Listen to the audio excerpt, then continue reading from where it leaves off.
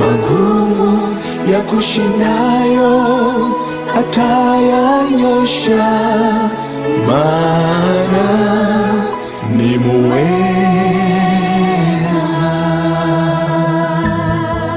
Zaburi sura ya kwanza. Heri mtu yule asiyekwenda katika shauri la wasio haki, wala hakusimama katika njia ya wakosaji, wala hakuketi barazani pa wenye mizaha.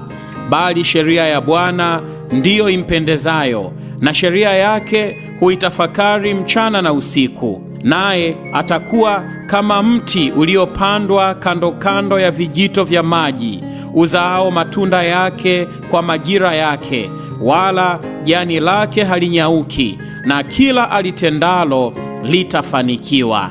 Na kila alitendalo litafanikiwa. Na kila alitendalo litafanikiwa.